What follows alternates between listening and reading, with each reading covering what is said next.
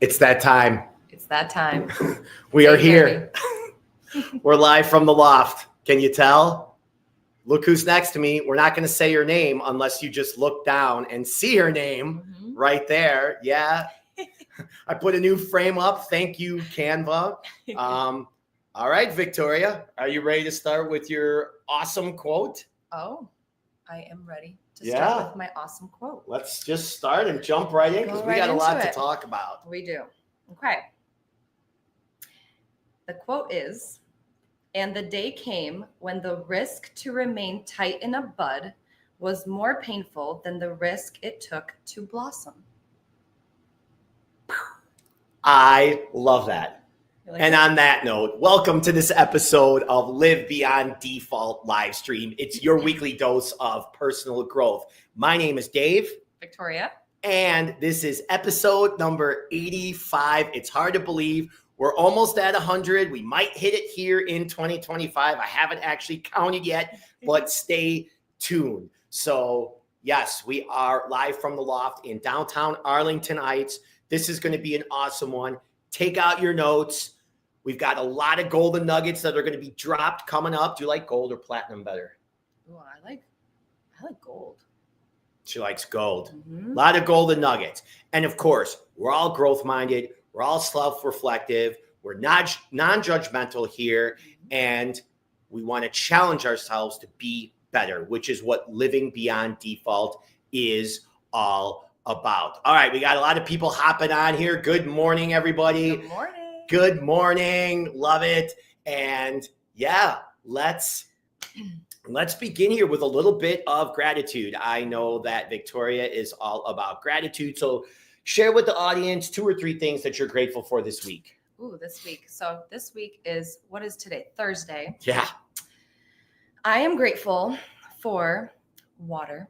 Water has been the ultimate just hydrating savior this week. My throat has been raspy, so I've been drinking a lot of water. Took already 2 pee breaks. I know, TMI, whatever, right? Yeah, it's okay. We're authentic. Peeing is natural. Yep, we're authentic here. We're being untamed already. Already. Not even we're 3 minutes in. Oh my gosh. Second thing I'm grateful for is my family. Would not be where I am today without them. And I am grateful for you, Dave, for giving me the space to come on and be seen, be heard, and have some fun. So thank you. Yeah, I'm happy to be here. Well, those are some great things. Yes, they are. Those are some great things. I love it. Water, family, and Dave. Yeah. Wow. So what am I grateful for this week? I'll say number 1, I'm grateful for the real estate industry that I've been in for 5 years, because there are so many people that are supportive and encouraging me to become better. Whereas a lot of other, I would say, arenas or careers that you could be in, a lot of people are your competitors. And in real estate, I have noticed that you would think that some people would be your competitors, like other agents, but they're really not. When you're attracting the right people and you're putting the right thing out, the right people show up in your life. So I want to thank all the people in this industry because it's been beautiful for me.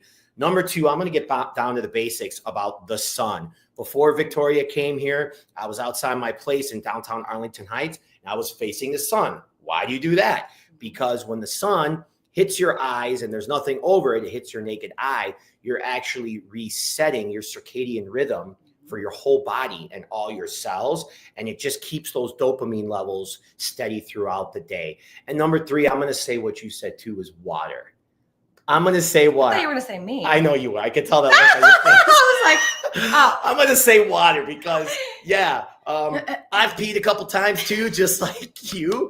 But at the same time, such a simple, basic thing that we forget about at times. Like, make sure you're drinking enough water. Make sure you're staying hydrated. That's how we're living beyond default. And we know that's how you're doing it too. So, and think about how many people are without clean water sometimes. You know, we take it for granted. A lot. Yeah. Yeah, we do take it for granted. So let's say hi to Brandon. Let's say hi to Alondra. Looks like your friend. That's my girl. Let's say hi to Amy Philpott. Amy, love you. Hi, Thanks Amy. for being awesome. Let's say hi to Garana, of course. And then, yes, and we are ready to go. Okay, are we going to start with our topic? Let's just dive right in. Yeah, well, really quickly though. Yeah, oh, you can Really say quickly. whatever you want. I didn't realize that this was the 85th episode. It is. And right before we started, Dave said you should read this book. It's called Untamed. By Glennon Doyle. By Glennon Doyle. And she's awesome. And I just said, I said, I'm just going to flip to a random page. I'm going to close my eyes. What do I need to read right now? I flipped to the 85th page. Stop it. And that, I know. And hold on 1 second. Okay, yeah. We're going to get there. I love it. Just so I could prove it, because I read to him one of the quotes in here. We can do hard things becomes my hourly life mantra. It is my affirmation that living life on life's own absurd terms is hard. It isn't hard because I'm weak or flawed or because I made a wrong turn somewhere. It is hard because life is just hard for humans, and I am human who is finally doing life right. 85th page. Talk about serendipity and the stars aligning. Yeah. I have been asked many times since I went on my vision quest with Abundant in Southern California desert. The biggest question, the most often question I get asked is, what was your takeaway? What was the biggest thing that you learned from your vision quest? And my answer is that I can do hard things.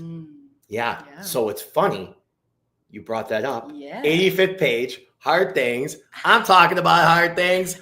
And that, again, is part of living beyond default. It's taking the hard way, not making things hard on purpose, but it's encouraging yourself to stretch that personality. Maybe it's walking an extra mile. Maybe it's lifting some extra weight. Maybe it's making 1 or 2 extra sales calls.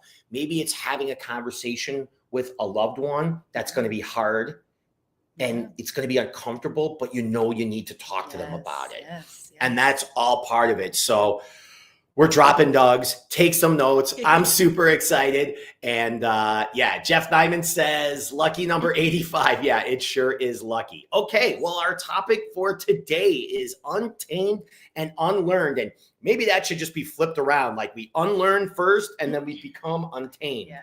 Whatever it is, we kind of met in an untamed way, didn't we? Yes, we did. Now that I think about it. So if you notice and you've watched previous episodes, a lot of my guests, I barely even know them. And I don't really know Victoria. And you might look at us and say, hey, totally different generations. They look different. They dress, whatever it is. You might say they don't have anything in common.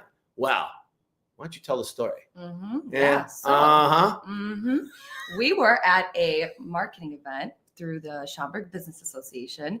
Shout out Brandon. It was the Diversity Alliance Group. Yeah. Yep. And we're all going around in a circle introducing ourselves. And Dave brings up, how he's in real estate and how he just got back from a vision quest. So I hear vision quest and I'm already ding, ding, ding, ding, ding. Like, I'm going to like this guy. He ends up coming over, and Brandon actually mentioned you before the introduction. He said, you really need to meet that guy. So he kind of already knew. And we just started talking. I shared a little bit of my story, and Dave was like, I don't want to know too much about you. Yeah. I was like, oh no, don't say anymore. Don't say anymore. No, I'm going to keep it fresh. Yeah. I was kind of like, I want to learn more later. Yeah. Yeah. And we just got onto some woo-woo topics a little bit. Yeah. But also it was really just grounded too, I would say. I had a little bit of a history with real estate, and Dave was like, why don't you go into real estate? You'd probably be really good at it. I was like, I actually don't really have the passion for it. Yeah. And you need that drive and you need that motivation. And so I salute you that you have that with you. And I see your excitement, especially giving that shout out as you're so grateful for it. Yeah. And I knew that was something that we could probably touch on a little bit, but it just wasn't part of my path. Yeah. I had a different way of navigating into this world. And now you're navigated here. And now I've been navigated here. So what I love about that story is here we're going around the room, we're introducing ourselves. And I remember when I said I just went on a vision quest, I saw her kind of like point to me, and I'm looking over, I'm like, who's that inked up girl over there? Who's that hippie inked up girl over there? I'm like, what is she getting all excited about? I'm like, oh no, here we go. It's going to be another story. It's going to be another one of these, right? Well, then, of course, when we all got done introducing each other, I just walked on over. I'm like, hey, what's up? And yeah, we became instant friends. We just got each other right away. But at the same time, I like to keep that anticipation, especially when you just meet somebody in the beginning. I wanted to get to know her better. And then later on, I thought, you know what, she might be a good guest. And yeah, so we really just met like a week or two ago. Yeah, definitely. I mean, we just met. Yeah, and had 2 interactions. Yeah. Yep. This is our third. Here we are now. And that's part of being untamed and unlearned, because what were we told as kids? Don't talk to strangers. And maybe that was a generational thing, because now you're seeing a lot of strangers on social media, or you feel like you know people better that you see on social media or on a dating app. So then when you meet them in person, you kind of feel like you already know them, but do you really? Right. I don't know if you do. No, there's only parts of ourselves that we really truly show at social media, each other, right? Where it's appropriate. And one of my intentions with this podcast actually is to show all my sides. Oh, we're going to show some sides here. We're going to show them. Adriana, thank you for joining us. Adriana is super cool. I met her, oh gosh, maybe 15 years ago, and she's been a friend ever since. Now, she is a super athletic. She's lifting weights. She's running beyond belief. I love looking at her Instagram page and seeing what she's doing, because you actually motivate me to get off my butt, Adriana. So I really want to thank you. You've always been super cool, and it's good to see you hopping on. So, okay, so we definitely met in an unlearned and untamed way. I am super curious about Polish Victoria, how you grew up, where you grew up, where you came from. But most importantly, were there any significant times in your past that you remember today, and something that maybe shaped you and how you act today or where you are today? So I'd love to hear and dive a little bit deep here, because I want to know about you. Let's do it. Yeah. So I was born in New York City, Brooklyn, firstborn generation. Big deal, right? Because getting a citizenship, being in this country is a privilege. I've seen what hard work and effort my family took in to be legal here. So being born here is a gift in itself. I just want to make that, clear. So I was born here in New York. I was a couple months old. My mom said, you know what? We need to take her back to motherland. Let's get her back to family, roots, the land. And so I lived in a small town. It's called Ząbkowice Śląskie. Try to repeat that, right? That is a long city. Yeah. It's on the very close to the Czech border, southwest of Poland. And all my Czech friends. Yep. Good beer. Yes, they have good beer. Yes, they do. And I lived in Poland till I was about 7 years old, but I'm so happy that I lived and grew up in another country and had my childhood there, because I was surrounded by all my family, the language, a lot of land, small town vibes. I mean, you walk from point A to point B and you are running into people. Everybody's in like the center of the town. That's very European. It is. It's called a rynek, and everybody hangs out there. It's just so community based. So I'm like living there. I'm having a great old time, right? Childhood is, it was what it was. There wasn't always, nice and sweet, like life duality. But my family ends up deciding, let's move back to New York. So at the age of 7, this is a pivotal point in my life. Okay. I had to say goodbye to all my friends. I had to say goodbye to my dear great grandmother, who took care of me and showed me so much love. I still to this day remember the love that she gave. And Babcia. Oh yeah. Look, Babcia. I remember the days. Oh my gosh. Okay, keep going. It's just such a genuine love, Yeah. And had to say goodbye to her. That was really tough. I had to say goodbye to my pet bunny that I was allergic to, but I didn't care. Yeah, pet bunny. I know, right? Her name was Milunia. You can't make this up. No, you really can't. I say goodbye to my bunny. I say goodbye to family, friends, and we go off, and it's me and my family, or it's me, my dad, and my mom. And so I actually don't remember this, but my dad told me this story. I was probably so disconnected from my body as a kid. Like, where are we going? What is this happening? And so we get into the airport. We get outside of the airport, and I'm looking around, and I'm like, Daddy, where are the stars? And he's like, oh, but look at the shiny buildings. And I'm like, what about the trees? And Oh, well, there's parks and I'm kind of, it's a culture shock. I go to first grade. I don't know the language. You go to first grade here? First grade in New York. And back in New York.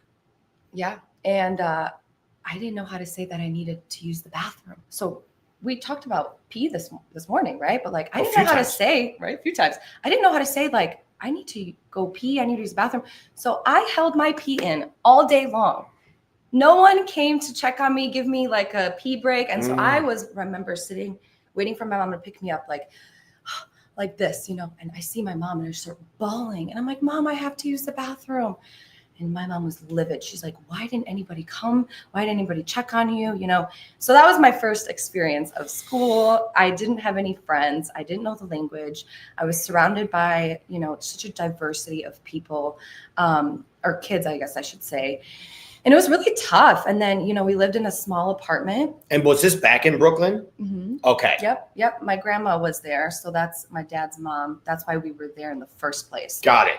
First person in America, you kind of go towards them. Sure. And yeah, we lived in a 1-bedroom apartment. I got the bedroom. My parents took the living room. God bless them. Yeah. Look at you. Immigrant parents, they love their kids. They'll do whatever they can. And yeah, I just remember it was cold. It was kind of like a desert, emotionally, because my parents were figuring out life for themselves in another country, figuring out work, and yeah, I was kind of alone. It was a very isolating experience. I missed my friends. I missed my grandmother. I missed my bunny. I missed animals in general. And, New York City, kind of concrete jungle. It's very concrete. Yeah. And cockroaches. And it was just not that great. So that leads me to how I got into Schaumburg, which is where I lived for majority of my life. My uncle, he came to visit us. In Brooklyn. Mm-hmm. He was from Schaumburg, his family. So my uncle was my aunt's, which is my mom's sister's husband. So That's the correlation. Yeah, he's an uncle by marriage. Yeah. Mm-hmm. He came to New York and was like, oh my God, you guys got to get out of here. Come visit us. You got to check it out. So I remember we were in the car driving on the highway and I saw a rest stop with grass. Daddy, pull over. I want to go hang out with the butterflies. Oh my gosh. Yep. You're like a nature girl from the beginning. I'm a nature girl. Yeah. It is and I think it's actually a part of our human design is to be in nature, and I just remember being in this field, this rest stop, and like chasing a butterfly. And my dad looked at me and was like, we got to get her out of the city. And we got to get her out.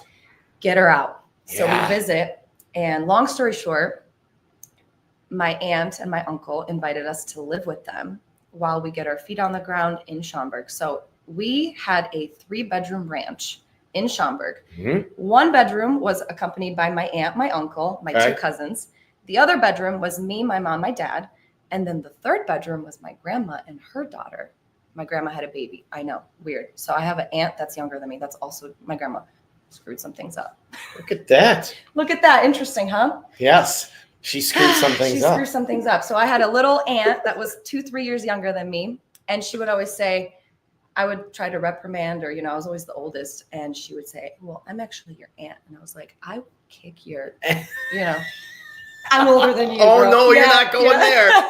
Oh, my gosh. So all of us in this small house. Yeah. And it was so much fun. Yeah. Because the kids were all together. I was with a part of my family.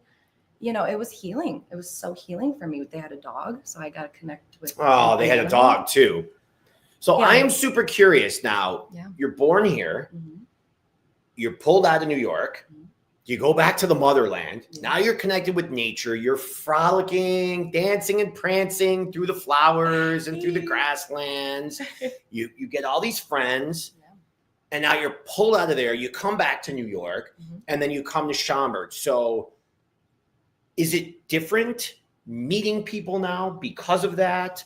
Do you not get too close to people before you know them because you don't know if you're going to be around? Like, what do you think is significant about what this journey was and how you respond to things that happen to you today? Is there like 1 or 2 things that like you've really learned and that you apply because of that? Yeah. So I'm actually a very open person, very trusting. Mm-hmm. I think the older I got, the more I realized you actually shouldn't just openly trust anybody.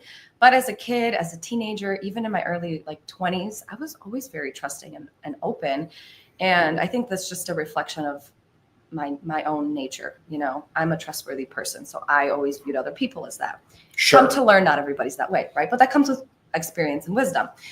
So something I would pull from those experiences, especially coming out of my comfort, and going into an unknown, familiar place, not knowing the language, not knowing anything, it taught me detachment at a very young age, of detaching from, interesting, like a home, a material place. It's like you can find comfort and familiarity anywhere you go, and independence was another one. I really enjoyed my freedom and independence.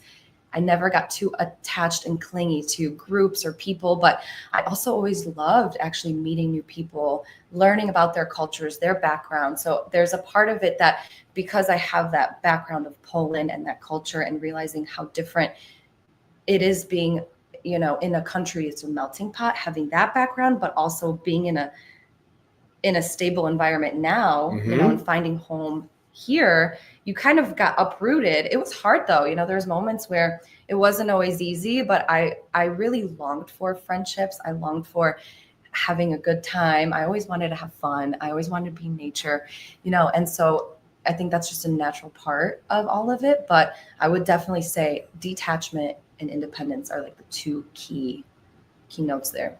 Yeah. And when you say detachment and independence, think for all of us, like how that applies in our lives. Yeah. Okay. Detachment. Are we detached from the outcome? Mm-hmm. Are we detached from material things outside of us? Yeah. Are we detached from others creating our circumstances? Mm-hmm. Are we detached from outside sources making us feel a certain way? Mm-hmm. Yeah. So you learning that at a young age, I really admire. And we all admire that, because those are things that, especially now, is really what's going to move us forward. Mm-hmm. So being detached, and then you said independence. Yes. Now, I know it takes a village. Okay. It does. We all know that. We all know it takes a village. We're not saying that it doesn't. Mm-hmm. But what we're saying is, to create the village, you must be independent, and you must do hard things behind closed doors when nobody's watching. Because if you're not, then you will never be able to contribute to that society or to that village, and we won't be able to all rise together unless we're doing that. Yeah. So I do like that independence, because I think independence is kind of getting shit on right now in a way, where it's like we were all brought up American to be this independent, and it's hyper independence. And again, totally different generations. We're going to talk about that, but we don't need to throw out the baby with the bathwater. Mm-hmm. There is a point to independence. It doesn't mean what it necessarily meant before, and connotations and definitions change along the years. So absolutely. I love that. If you're just joining us now, it's Live Beyond Default live stream episode number 85. This is Victoria. I'm Dave. We are talking about Untamed and Unlearned. We just learned about Victoria's childhood and how it's shaping her today to become more independent and, of course, detached. Mm-hmm. I love that. So let's talk about Unlearned and Untamed. What does it mean to you? What's been a significant point for you to be? What have you had to unlearn and share a little bit about being untamed? I mean, I know those are big general questions, but let's just open up the floodgates and get into it. Love it. Yeah. Lots of unlearning that's happened in the past year, but also just my whole life. But this year has been huge of unlearning. Oh, I have a list. Go through the list. Take notes, everybody, because I know that we all have things that we want to unlearn. Yeah. You start, and then I'll go down my list of things. I didn't even know we had this list. I love it. Let's do it. It's just going to flow. Yeah. I mean, let's do it. Oh, no. Here we go. We'll see what comes through. Unlearning perfectionism. Oh, we do not need to be perfect. Okay.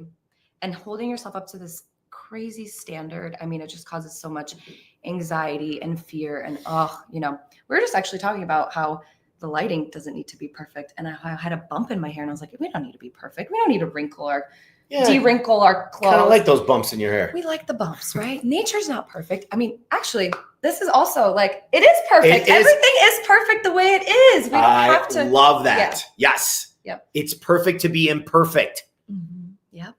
Uh-huh. Get off Instagram scrolling. It's fake. I had to throw that in there. People don't look like that, okay?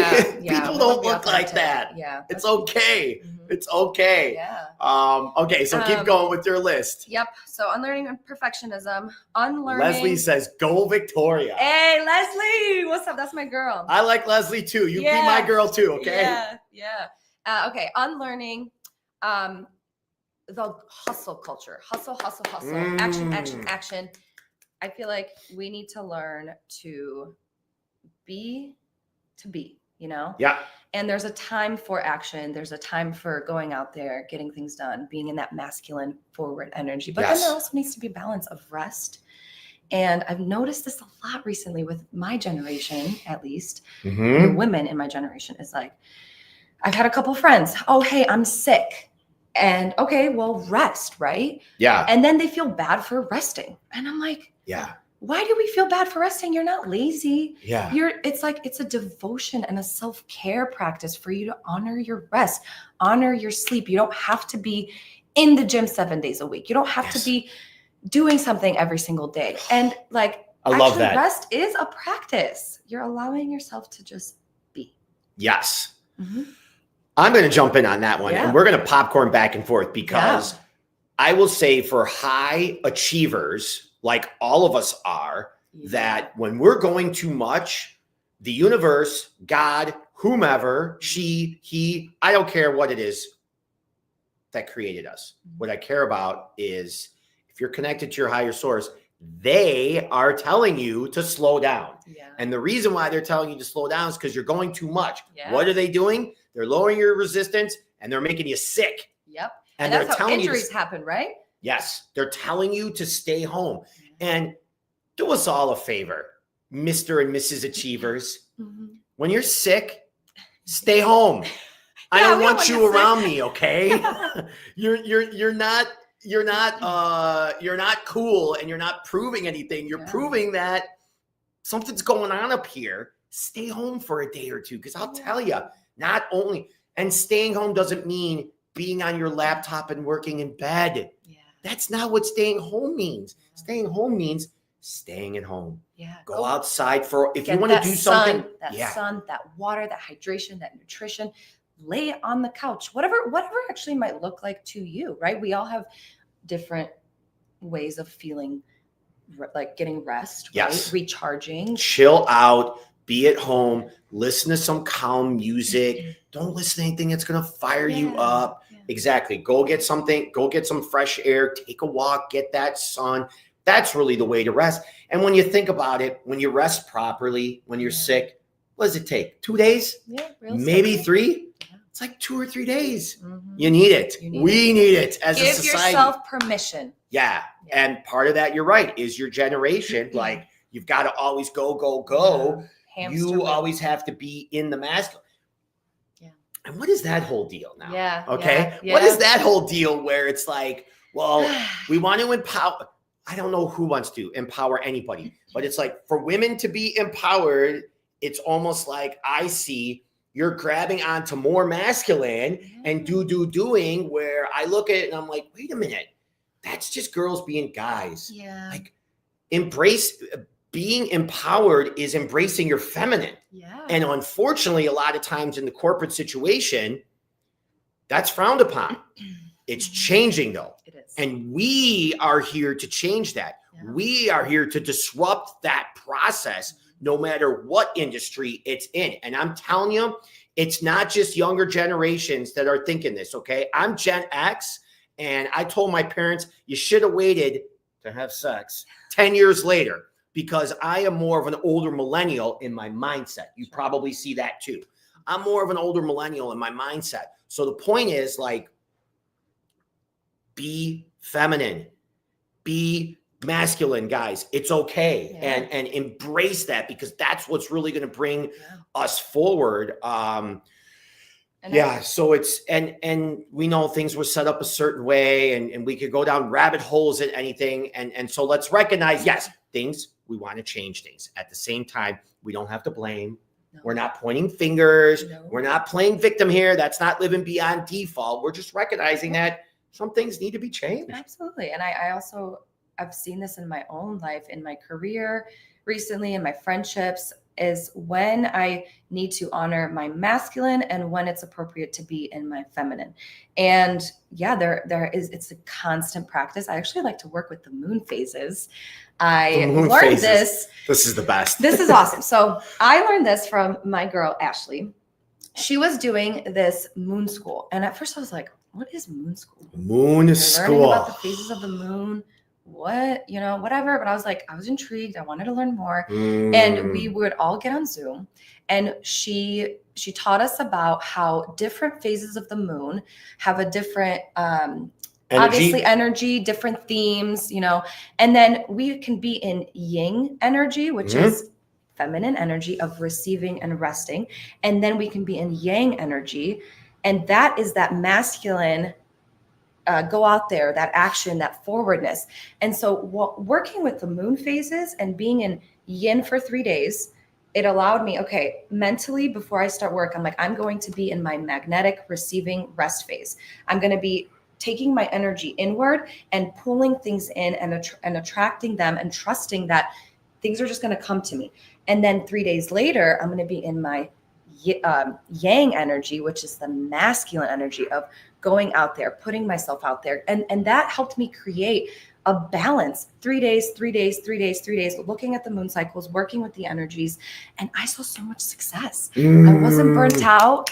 I felt like I was in tune with my body. I was in tune with nature. I was applying these spiritual nature aspects into my career, into my life, into my relationships, and honoring and connecting with it. And women, we used to, in ancient times, all get together. We would sync up on our periods, menstrual cycles. Yes, like clocks in the clock store. They all sync up together. We all sync up, and we would release. That's what our menstrual cycles are all about. It's about releasing things. And so we're more emotional. We are feeling things, and there's nothing wrong with us. Yeah, there's nothing wrong. Nothing. You don't need to take anything for it. But we don't need to take this drug. You're not feeling okay. Take this birth control. Be disconnected from your body. Oh yeah, that's a whole nother thing with the birth control. Oh my gosh. We're getting deep. We're getting deep. It's good. So there are a few comments up here that I want you to respond to. So Carolina says, love to hear Victoria's talk. So many good thoughts. Thanks. And then we have Taylor, the best guest ever. Love everything she says. Oh, yeah. Do you know Taylor? Thank you. I don't know which. Oh, yeah, Taylor. Yeah, Taylor. We met in Maine. She was a part of my women's healing circle. Maine. Love her. Yeah. Lobsters. We'll get to that. Lobsters. Carolina says, I give myself permission to rest. Oh, yes. Love that. I love that. This is great. This is Brandon. In recognition of Mental Health Month, great topic. Yeah. You have reached a high level of self-sufficiency and contentment when you are recognized we are all made and created perfectly imperfect. Period. I love that. I absolutely love that. And Taylor again says, yes, Victoria. Whoop, yeah. Whoop. So as you just said, period right there. Okay. Let's get on to the period for a second. Guys. Yeah. You need to educate yourselves on this. Yes. And women do too. And it's okay. Yeah. Right. We've been taught by the media. My generation was babysat. We just sat in front of the TV. Right. So whatever commercials were there, were telling us that, oh, I'm not feeling very good, honey. Well, why don't you take this? You'll feel better. It's like healing comes from within. Yeah. Okay. Things have changed. We've been taught so many things, and we're going to unlearn these things. I'm going to unlearn what I was taught by the media as a kid.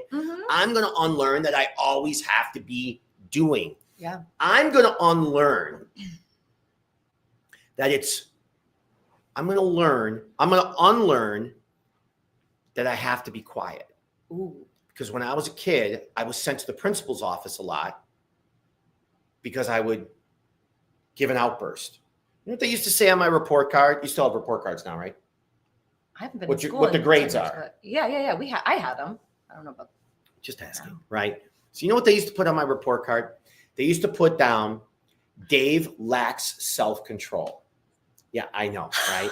Dave lacks self-control. How dare they?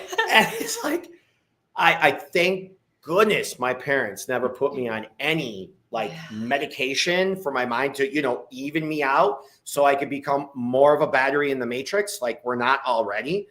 And I really do appreciate that they just let me be. Yeah. Unfortunately, I medicated myself for a while because I didn't know how to deal with self-talk going on in my head and certain feelings, but I overcame that. And I overcame it naturally, and I overcame it by the grace of what came from within me and not from without. So back on the period thing, give women grace when the cycle is happening. First of all, you're giving birth, you're giving the gift of life. I mean, that in itself is like, guy, a miracle. We are a vessel from heaven to earth. Yeah. Here through the womb. See that? And we think that we go through pain in life as guys. No.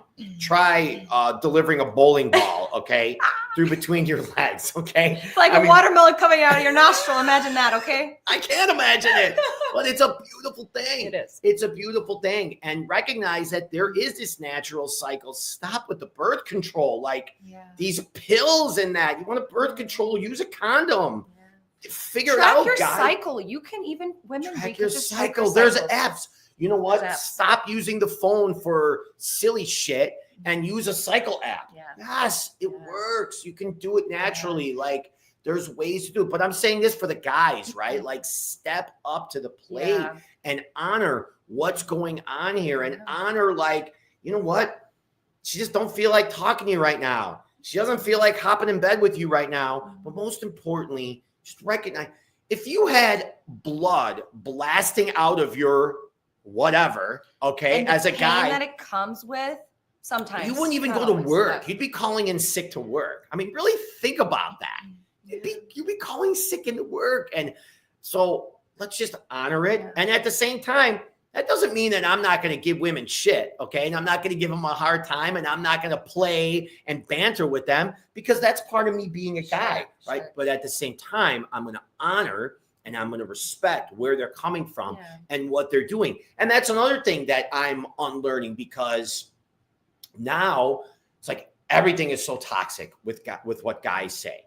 Oh, that's toxic masculinity. Oh, you can't say this. You can't say this. And I didn't grow up that way. I was never coming from a bad place. Actually. Yeah. I feel like when I was in high school, it was unhinged. We would say the worst things ever, and people just. And now everybody's super sensitive. Everybody's super sensitive. Eggshells.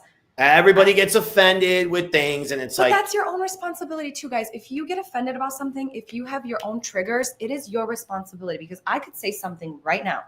And one person might take offense and the other person might not. So what I'm saying, is it truly offensive? No, it's your perception of it. It is your trigger.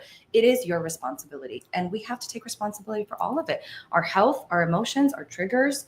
We are responsible of our own lives. And so there's something that we were getting to.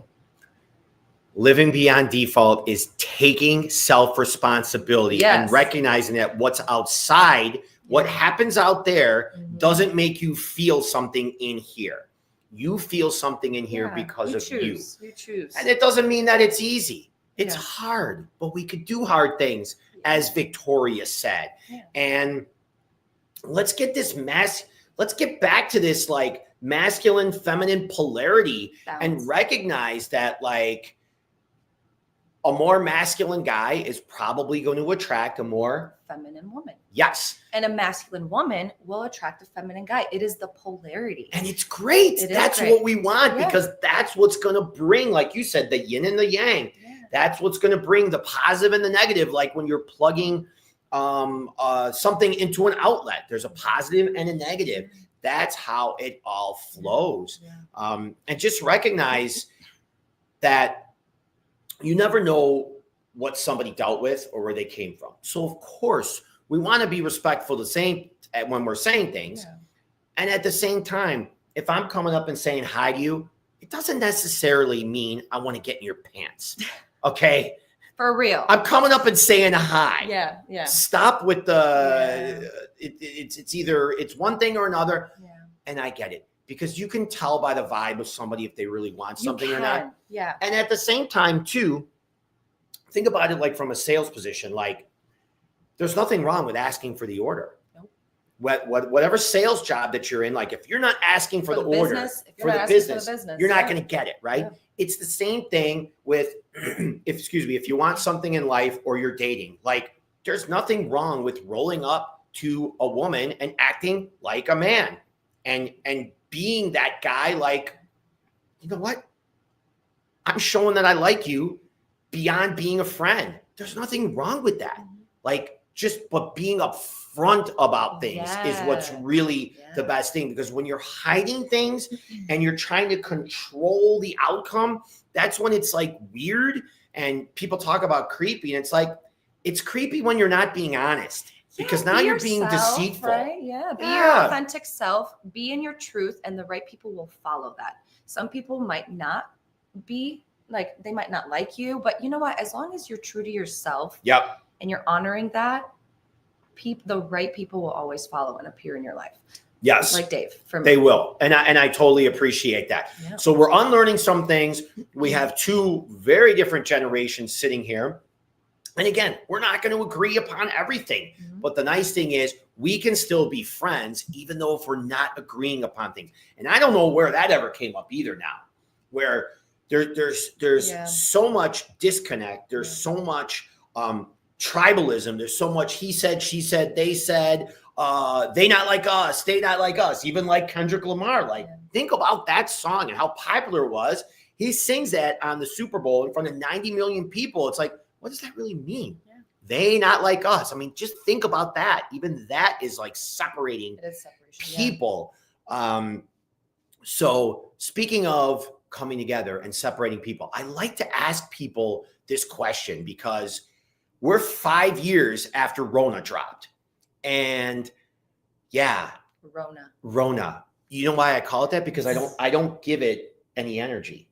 Yeah. There was so much energy thrown towards it. And still to this day, when I hear to this day that people are like, people are starting to get out more. I'm like, get out more. Why? Because it's summer. Oh no, people are feeling a lot more comfortable doing what? Like, it's 2025. I don't know what's happening here, right? So we're not denying anything. The point is, I want to know your experience in 2020. Did you thrive? Did you survive? Did you come up with did certain things come up and make you realize, I don't want to do this anymore? You know what? I'm going to live my life this way. Like, give us a couple turning points. What really happened to you in 2020? I loved 2020. Oh my, did I hook up with the right person here on the show? Like, what? Oh gosh, go on. Yeah, it was. I had no idea you were going to say that. I didn't. Go on. It was a catalyst for my spiritual awakening, my journey.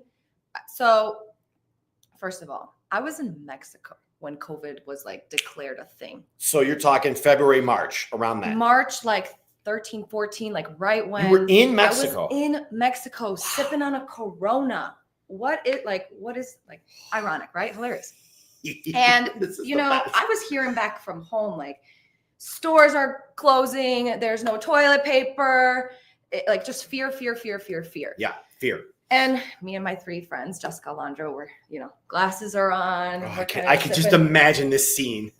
I'm like, well, that's not really happening in my reality. But, part of me was also worried, like, what am I coming home to? Is everybody okay? Is family okay? We didn't know anything about this, virus, right? So there was moments where I did go into fear. Like, what am I going to wipe my ass with? Literally, that was a thought. I was like, what if there's no, like, the stores are closed. There's no food. People are going in chaos mode. And, I wasn't really too afraid of the virus itself because, first of all, we didn't really know much about it. Second of all, I just feel like my immune system's strong. Thank goodness. I'm very grateful for that. And it's my responsibility to take care of myself. And so when we came back into the States, my mom was like, the airports are crazy. Like, there's so many people, they're stuck, they can't travel. Like, I would switch your flight. And I'm like, Mom, like, I need you to calm down. I'm keeping my flight. Well, we get there. I think there's probably 10 people at the airport. And now I'm starting to question, what is going on? Why is the TV saying that there's like millions of people at the airport? And then why am I like at the airport and there's nothing going on? Yeah. So now I'm starting to question, and then I come home. My mom is like, don't touch the doorknobs, go right in the shower. You have germs all over you. I'm like, okay. So I like clean up. I like, take care of things. For about a week, I started to kind of obsess, like, how am I supposed to clean everything? Like my everything you touch, like, and then I was like, you know what? Stop it. Like, stop it. You're in fear. You're freaking out. Everybody's freaking out around you. Just, and then like, I didn't work, I was in college at the time. I actually graduated in 2020 with a degree in a bachelor's in hospitality and tourism management. Well, guess what? Hospitality's done right now. Yeah. Tourism stopped. Well, not really, because I got a flight to Florida for $32 during COVID, which I was like, oh, okay. Florida was living it up, And Florida was. They were living it up. And I have compassion and no judgment for those that had a hard experience during COVID. There were people that got sick. There were people that passed away. But, people die every single day of many different reasons. And we have an epidemic and health issues in this country where we know, our lifestyle is not very healthy. Right. And, where I started to question was during COVID, it was just vaccine, stay away from people and isolate. And I'm like, that is not healthy. That to me, like, I want to be outside. I want to be in nature. I want to be hugging those I love. Like me and my brother is 8 years younger than me. We have a very tight relationship. And, we're sitting on the couch cuddling, like shaking each other's heads, like, doing that whole thing. And yeah. And I'm like, I did get COVID, but I bounced back. I'm very grateful for it. I know that's not everyone's experience, but I just feel like COVID just showed me how much media, how much people, how much fear, tries to, change the way you really truly feel about something. And I was like, no, this is not how I feel. I don't feel like everybody else. And, I spoke out a couple times. I got freaking crazy comments on Facebook. Like, it was nuts. So then I was I'm done telling people. I'm just going to stay in my own truth. I'm going to honor myself. I'm going to have compassion for those that are having a hard experience. But I truly believe every experience in your life is trying to teach you something. And it wasn't always easy, right? Like, I was jobless. We were isolated at one point, but I remember sitting on my hammock and I started reading books. In Schaumburg? In Schaumburg. Oh, books. Started reading books. What do you know? And I was There's feeling books out there. I haven't read a book. And I was not a bookworm in school. Like, I kind of went in and out of school. Like, art, gym, and lunch, my favorite subjects. I was there for socializing. But I pick up a book and I just started to question life. I started questioning my existence. I started getting connected to God. I started praying. I started eating better. I started to work out. Like, I just was like, wow, I had a complete different shift. And I went into sales, which is where I'm in now. So that was originally, like, I went to school for hospitality. I thought that's what I was going to do. And so COVID shifted me into this career path that is actually in more of alignment for who I am and what I love. I like that. Talk a little louder. Yeah. I like that. Yeah. Well, so you read some books. And isolated. You got close with your brother. I was closer. Yeah. You recognize that you're posting things and you're getting shit on by these posts, right? Because everyone's pointing fingers. And I see some similarities too. And I really appreciate how you come from the place of empathy and understanding that a lot of people had a hard time. And at the same time, a lot of us didn't. And a lot of us also shifted major things in our lives. Well, and maybe those shifts were from hard things or from hard times. Before I get into something, I just want to see what Jeff says here. If I refuse to be friends with people I didn't agree with, I wouldn't have any friends. Yes. And I want to touch on that too, because when I started coming out with my opinions about COVID, my friends were on the other side of it. But I said, you know what? I am not separating these friendships because we disagree on something, because at the end of the day, I see where they're coming from. And it's okay if they don't see where I'm coming from. I don't really need validation from anybody other than myself. I know what my experience is. I know what my reality is. I know what's going on up here. I have common sense. I don't always make great decisions, but we learn. And, now that I look back on that, I'm so glad that I didn't cut my friends off just because we had different opinions. I even have friends from different political stages. Yeah. And that's okay, because I actually want to hear why you support this, why you don't support that. And what I've come to realize is we all realistically want the same things, but we see reality in a different lens. And then we also question how we're going to get to those things. But we all want the same things. We all want fairness. We all want justice. We all want good lifestyles. We all want to take care of ourselves. And everybody just has a different way of perceiving life. And if we don't have these conversations, I'm never going to learn. I'm never going to grow, because sometimes people do make good points. Sometimes they don't, but you don't have to always agree on everything. No, we don't. No, we don't. And a lot, what I like is you started reading books. You got back to nature like when you were a kid. Yeah. You said the hammock. And two pivotal points for me, if I'd love to share, is number one, once Rona hit, a couple days later, this thing showed up in my phone from a friend, and it was the Deepak Chopra 21-day abundance challenge. Wait, I did that. Stop it. That's crazy. It was on WhatsApp or something, or Signal? Well, a friend of mine sent it to me just through through the regular mess, through iMessage. We're doing it at the same time. I love that. So here I have no TV. I have no news feeds at the time. I'm not looking through anything. I'm almost never on social media at this point. And this thing pops in. I'm like, what's this? I'm like, okay, so I'll give it a try. Well, then 3 or 4 days later, it says, okay, now you've been through this for 3 or 4 days. It's time for you to start a group, and you're going to lead people every day, because every single day you had to email a group of people the next day's challenge. Yeah. So it was a very interactive, 1 day at a time. And I got to say, it was life-changing. It was so good. It was free. It cost no money. And the daily practices, you'd watch a video and then you journal and you talk about it with the other people. And it was really hard stuff. Like, they really dove deep. So I loved that. And then I got a bunch of people involved in that. So now I'm running a group. And then the next thing that pops in a week later is this guy, Wim Hof. Now, if you don't know who Wim Hof is. Yeah, we love Wim Hof. Right? Well, we call it breath work.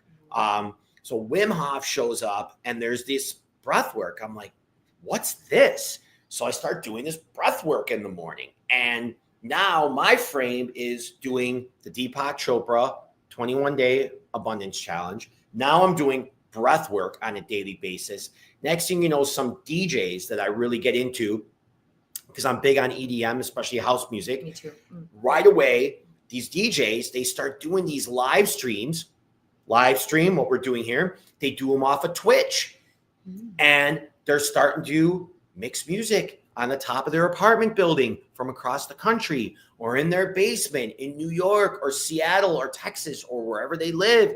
And then some of these guys and gals are starting to do meditations. These like live meditations where hundreds of people would get on, and for 30 minutes, we'd all be umming and ohing on these meditations. Umming and ohing.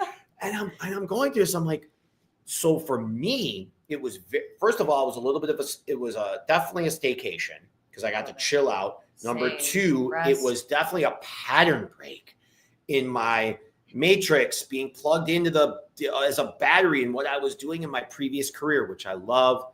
Thank you so much. It gave me the tools. It was practice for real estate and what I'm doing today. So I'm super grateful. I had to get out. And because of that, and because of who I was surrounding myself with, and because of the self-reflection, because we stopped, it really was life-changing for me. And yes, there are people that have long COVID and it's still affecting them. And some people die from it. And of course, we give total respect for that. There's empathy for that.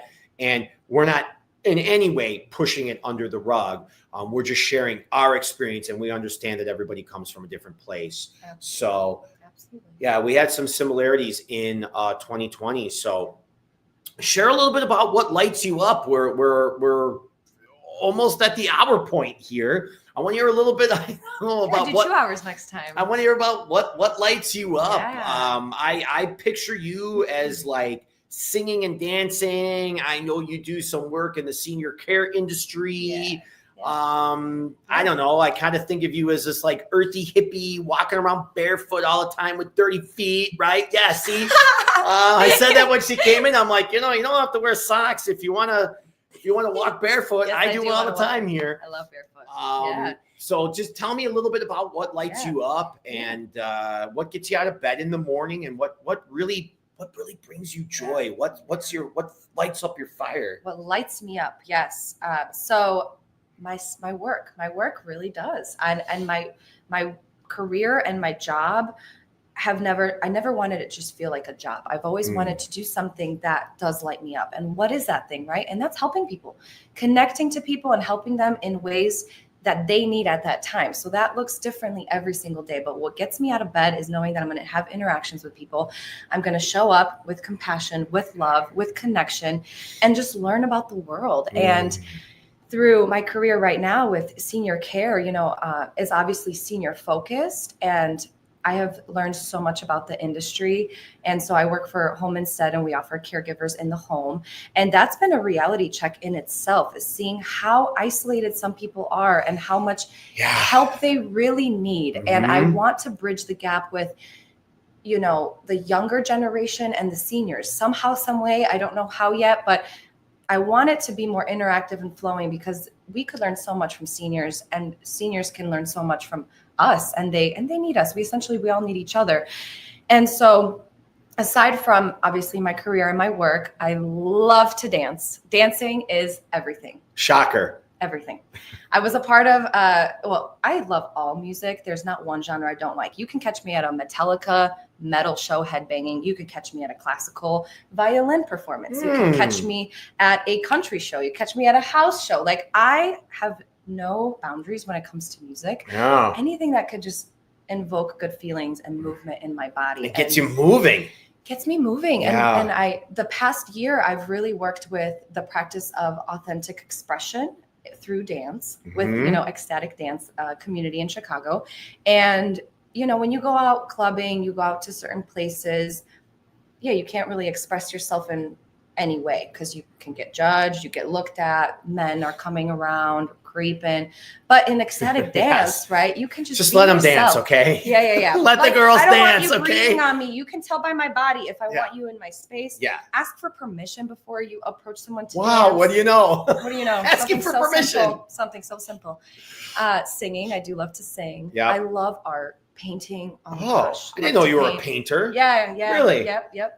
Finger painting and also oil. I love oil. I was an finger painting and oil. Art student. Look at that. Family, friends. I like self-care for me is connecting with friends and connecting with friends and family. Taylor is on fire. She says, I will say you were the first person to get me to dance in front of people at a women's circle, and it was amazing. I love that. Oh, thank you, Taylor. I didn't even know that. Yeah. I love that. I don't know what 1, 2, 3, 1 means, but whatever that is, that's cool. Making me curious. So, dancing. Yeah. Music. And you seem to have a connection with people. I love the fact about bridging the gap with seniors. Yeah. I witnessed my grandma take her last breath, like literally saw her take her last breath. She waited for me because I was a little bit late. And she waited that morning, and she was 107. Wow. Yeah. Super bad. Like I will never witness anything. Well, what's become of that, and that was in 2019, right before Rona, so she didn't have to deal with that, which was great. But interesting, I always had a very deep connection with her. And once I got into real estate, I started in the beginning working with seniors, and I attracted it. I had no idea. And all of a sudden I'm like, okay, kind of helping seniors transition out of their home, whether somebody died or whether they're downsizing or whether they're going into a senior living or some kind of care facility. But whatever it was, the point was I had this connection with my grandma and seniors, and then it transferred right into real estate naturally and organically without me trying to do it. It was just me being. So it's interesting. I didn't know when I first met you, or I don't even think I knew the second time I met you that you were in senior. And maybe I saw a post of yours or something, but I remember thinking like, oh gosh, she's in the senior care industry. I'm like I never together. even thought of her as that. Yeah. Like, because we just don't know. So I really appreciate you trying to bridge, the gap, because I think there's a lot that we can learn from seniors. And I think it's a very, very neglected, a neglected generation where Big time. they're people and they're struggling. Just imagine being a senior and feeling like you're pushed off to the side and no one cares about you. And nobody cares. And some people feel and it's not only that, but think of the technology. Think of the technology. Like, again, I kind of cusped when I was about 25. It started becoming a digital world. So I didn't grow up with these in my hands. But think of somebody who grew up and they didn't even know what a TV was until a certain age. They're doing like the radio beep beep beeps, whatever that even is, right? Like, my mom came here from Poland on a boat. She didn't fly here. She came on a boat, 2-week trip going to Ellis Island. Very different.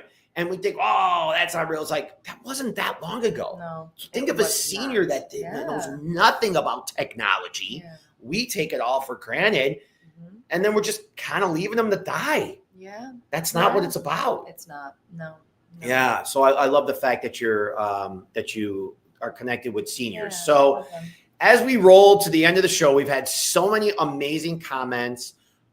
We talked about so many important things here. Of course, you could catch the replay on Spotify or Apple Podcasts, but of course, check out Victoria's Facebook page, because the replay will be on there along with mine and along with our LinkedIn. But I am curious, and I ask people this regularly: what does living beyond default mean to you? Because people ask me that question. What does it mean to live beyond default, Dave? Why do you call your show Live Beyond Default? What does living beyond default mean to you? Yeah, I would say coming out of your autopilot, being aware of every single moment in life, which is a practice, and having intentions and being conscious in life, whatever that may look like. Everybody's on different journeys. Everybody's in different points of life, but really bringing that conscious, intentional awareness to our lives and that presence is what Live Beyond Default would mean to me.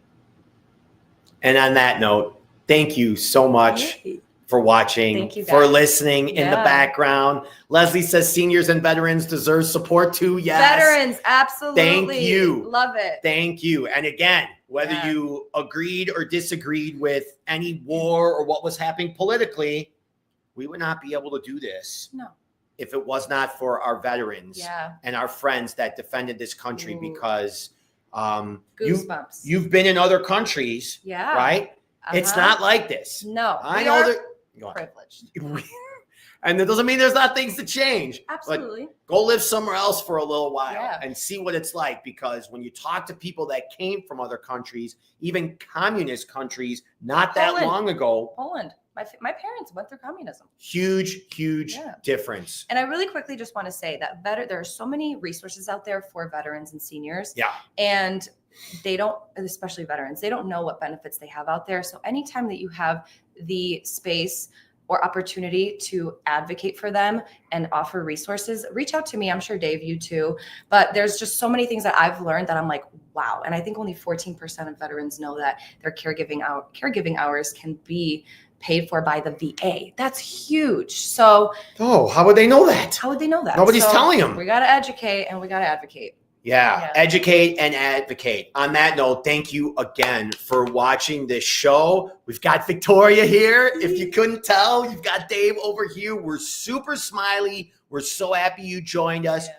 Go out there, be your best self, right? Try your best. Even if you're having a shitty day, go out there and do your thing. Be untamed. Unlearn what's been going on in your life. And until next time, make it a great week. Thank you so much. Thank you, guys.